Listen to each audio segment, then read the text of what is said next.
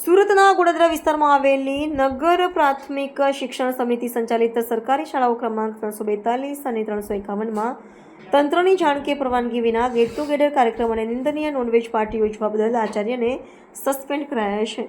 અગાઉ શિક્ષણ સમિતિએ શાળાના આચાર્યને નોટિસ પાઠવી કૃત્યને ખૂબ જ નિંદનીય ગણાવ્યું હતું. આ ગંભીર મામલે આજે નગર પ્રાથમિક શિક્ષણ સમિતિની ટીમ શાળા પર જઈને સ્થળ, સ્ટાફ અને અન્ય શિક્ષકોની તપાસ કરશે. ગઈકાલે સરકારી સ્કૂલમાં 1987થી 1991ના વિદ્યાર્થીઓ માટે ગેટ ટુગેધર કાર્યક્રમનું આયોજન કરવામાં આવ્યું હતું. આ દરમિયાન ચિકન મટન પીરસવામાં આવ્યું હતું. આયોજન સ્કૂલના પ્રિન્સિપાલ દ્વારા કરાયું હતું. નોનવેજ પીરસવાનો વિડીયો પણ સામે આવ્યો હતો. પરિસરમાં આવેલી માતા સરસ્વતીનું મોં ચુંદડીથી ઢાંકીને નોનવેજ પીરસવામાં આવ્યું હતું. શાળામાં યોજાયેલી નોનવેજ પાર્ટીમાં વિવાદાસ્પદ સસ્પેન્ડેડ આચાર્યને લૂલો બચાવ કર્યો હતો. તેમણે જણાવ્યું હતું કે શાળામાં ભૂતપૂર્વ વિદ્યાર્થીઓ, શિક્ષકો અને આચાર્યોનું ગેટ ટુગેધર આયોજિત કરાયું હતું. આચાર્યએ સ્વીકાર્યું હતું કે કાર્યક્રમમાં ચિકન પીરસાયું એ ભૂલ છે, પરંતુ સાથે જ સ્પષ્ટતા કરી હતી કે સુરત નગર પ્રાથમિક શિક્ષણ સમિતિના ચેરમેન રાજેન્દ્ર કાપડિયાએ ગોડાદરા વિસ્તારની સ્કૂલ નંબર 342માં ચિકન પાર્ટી મામલે જણાવ્યું હતું કે સ્કૂલ દ્વારા કોઈપણ પ્રકારની પરવાનગી વગર પર્વ વિદ્યાર્થીઓને ગેટ ટુગેધર પાર્ટીનું આયોજન કર્યું હતું.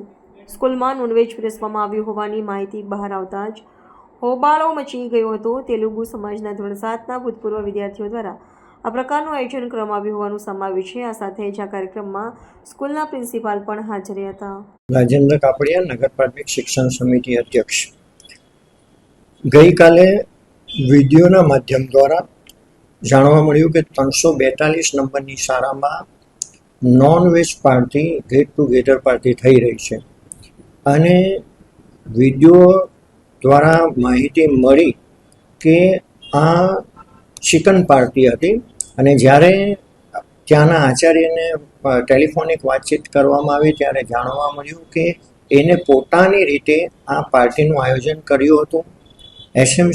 નગર પ્રાથમિક શિક્ષણ સમિતિની કોઈ પણ પરમિશન લીધી ન હતી અને આમે નગર પ્રાથમિક શિક્ષણ સમિતિ શાકાહારી હોય કે માંસાહારી ભોજનની કોઈ પણ સંજોગોમાં પરમિશન આપતી નથી અને આ બાબત ખૂબ જ ગંભીર હોય. નગર પ્રાથમિક શિક્ષણ સમિતિની શાખને નુકસાન પહોંચાડવાનું જે કાર્ય થયું છે એને અનુસંધાને આજે નગર પ્રાથમિક શિક્ષણ સમિતિ તરફથી એ આચાર્યને સસ્પેન્ડ કરવામાં આવ્યા છે અને ત્યારબાદ ખાતાકીય તપાસ નિમીને વધુ કાર્યવાહી કરવામાં આવશે.